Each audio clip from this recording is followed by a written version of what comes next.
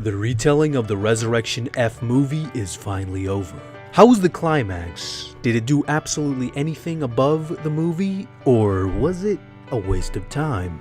Hello there, beautiful friends from around the world. I'm going to be your host, Blackenfist, and this is my episode 26 and 27, the climax of the Resurrection F arc review. Episode 26 picks up right with the Goku Freeza fight. This is the bulk of the main episode and the bulk of this main fight. The main focus is of course on the conflict. Now of course, because most of this episode is action oriented, not very plot oriented, you could say that there aren't many changes from the movie since, what more can you change in a fight besides all the punches and kicks? I do have to say that episode 26 does showcase probably some of the best action that we've had up to this point in the Resurrection F arc. The only thing that's really holding it back at times, and I do really hate to mention this because it would be a constant complaint, but it has to be said when it's said, and that is when things get off model.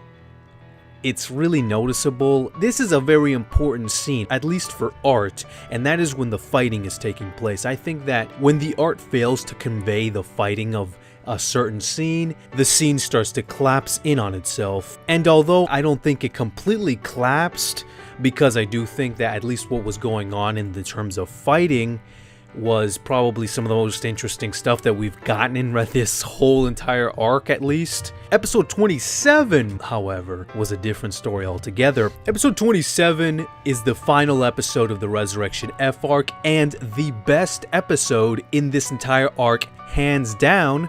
But not only that, I would say that this episode is probably one of the best episodes in this entire series and possibly shows the potential of what Super could achieve. In terms of action, well, it beats episode 26 in my opinion. The beatdown that Vegeta gave Frieza, I think, was not only as satisfying, or if not a little bit more, than in the movie version, but in terms of intensity that was severely lacking throughout this entire arc. It was something that was surely needed. The only thing in Super that I could really compare this to is maybe some of the ending stuff in the Goku versus Beerus fight from the previous arc. Besides little minute details, not much was changed from the movie, but I must emphasize one point here, and that is the destruction of Earth, which is something that I think was done better in Super, legitimately, wholeheartedly, than in the movie. And that is an extremely important point because, in my opinion, there really isn't anything, absolutely anything, that the Resurrection F arc in Super has done better than it in the movie. This is better though, and it mainly has to do with two things. There were those short little scenes we got with Videl, 18, Chi-Chi, Mr. Satan, and Boo, just living out their lives right before the planet goes into ruin. It's just these little tiny touches, these little tiny minute details that I wish Super had more often. They aren't that hard to do, they aren't extremely long and consuming, they're just very minute details that completely change the impact of a scene, like the destruction of Earth. By no means did I think the scene in the movie was terrible at all, but when I really compared it to the Super version, it really lacked an emotional impact because by seeing the characters and going through their normal daily lives, it kind of humanized the whole moment for me. It gave you a greater grasp of what was actually being lost in that exact moment. And of course, Sumitomo's music complements the scene entirely. Sumitomo in the past couple episodes unfortunately hasn't really stood out to me, but in this episode his score finally reaches out again, which is a score that I really like in general anyway, but it does really reach out in this particular moment, and I feel that when Sumitomo really wants to make the music powerful, you can really feel it with that. The rest of the arc was them celebrating the defeat of Frieza and them having a feast. But the most interesting part about all this was with the character of Gohan. Now, I'm a Gohan fan, and this is something that I kind of suspected, but I didn't think they were going to do anything. Now, granted, we don't know what they're going to do with Gohan. It could all be a false trail. But the fact that Gohan asked Piccolo to fight again, and when I saw Gohan say those words, "I will always protect you," referring to his daughter and wife, I really feel that we're getting some character development here. And if Super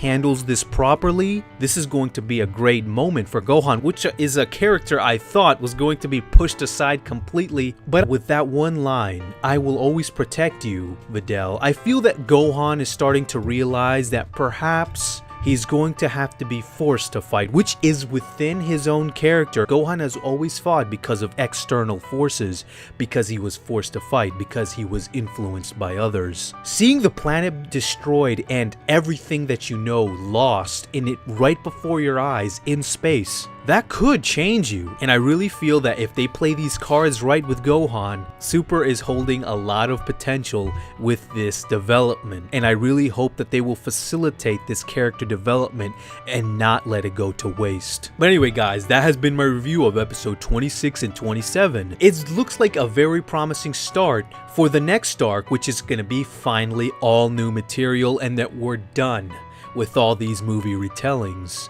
They have sown the seeds for serious potential character development, especially with Gohan, which is something that I really think is a very slick move to do, because I feel that the Super writers might be more clever than we're giving them credit for, because they were making out Gohan as a guy who is already retired and maybe past it, maybe not even going to be shown as a main character ever again.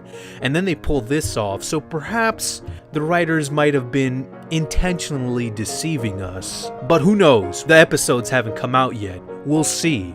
Of course guys, I will be doing a review of the entire Resurrection F arc. I also want to give a shout out to TemPest, who does tutorials on graphic designs if you're interested.